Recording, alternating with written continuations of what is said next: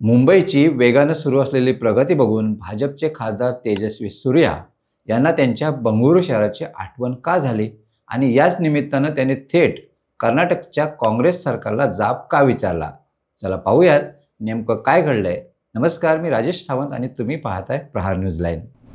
एकीकडं मुंबईत विकास कामांची गर्दी आहे आणि दुसरीकडे बंगळुरूसारख्या IT हबची अवस्था बिकट आहे. भाजपचे खासदार जे बंगळुरू दक्षिणचे प्रतिनिधित्व करतात, त्यात तेजस्वी सूर्या यांनी मुंबईतील पायाभूत सुविधांची प्रगती पाहून ट्विटर म्हणजेच एक्सवर आपला संताप व्यक्त केलाय. डबल इंजिन सरकारच्या फायद्यांचा मुंबईला कसा लाभ मिळतोय हे त्यांनी स्पष्टपणे दाखवून दिलंय. हा केवळ एक ट्विट नाही, तर काँग्रेस शासित कर्नाटक सरकारवर साधलेला हा राजकीय निशाणा आहे. तेजस्वी सूर्यानी मुंबईतील कामांची यादीच दिली, ज्यात नवीन मेट्रो लाईन, उपनगरीय रेल्वेचे आधुनिकीकरण, elevated corridor, sea link, coastal road आणि नवी मुंबई विमानतळ यांचा समावेश आहे. त्यांनी थेट महाराष्ट्राचे मुख्यमंत्री देवेंद्र फडणवीस यांच्या नेतृत्वाचं कौतुक केलंय, पण त्याच वेळी त्यांनी आपल्या शहराची व्यथा देखील मांडली. माझ्या शहरासाठी खूप वाईट वाटतंय, जिथे राज्य सरकारला साधे खड्डेही व्यवस्थित भरता येत नाहीत. बंगळुरू जे भारताचं सिलिकॉन व्हॅली म्हणून ओळखलं जातं, ते सध्या अनेक गंभीर समस्यांनी ग्रासलेलं आहे. जगातील सर्वात वाईट ट्रॅफिक असलेल्या शहरांपैकी ते एक आहे. लोक वर्षाकाठी सरासरी 134 तास ट्रॅफिकमध्ये घालवतात.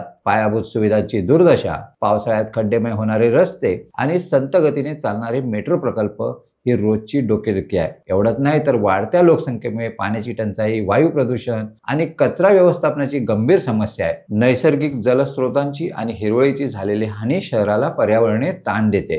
मानवाधिकार कार्यकर्त्यांचा आरोप आहे की या समस्यांवर तोडगा काढण्यासाठी राजकीय इच्छाशक्ती आणि काँग्रेस सरकारच्या योग्य नियोजनाचा अभाव आहे. तेजस्वी सूर्या यांच्या या ट्विटमुळे कर्नाटकच्या राजकारणात आता मुंबई मॉडेल आणि डबल इंजिनची चर्चा सुरू आहे. एक शहर विकासाच्या शिखरावर आणि दुसरं खड्ड्यांच्या गर्तेत. हा विरोधाभास भाजप नक्कीच निवडणुकांमध्ये वापरणार यात शंका नाही. प्रश्न इतकाच आहे, मुंबई खरंच डबल इंजिनच्या जोरावर इतकी पुढे गेले की बंगळुरूतील काँग्रेस सरकारला मूलभूत सुविधा पुरवण्यात सपशेल अपयश आलंय?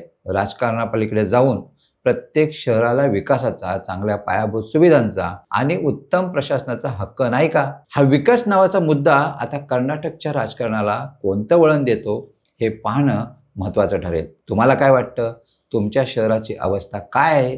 तुमचं मत कमेंट बॉक्समध्ये नक्की सांगा आणि असेच वेगवेगळ्या विषयावरील व्हिडिओ पाहण्यासाठी प्रहार न्यूज लाईन चॅनलला लाईक, शेअर आणि सबस्क्राईब करायला विसरू नका. धन्यवाद.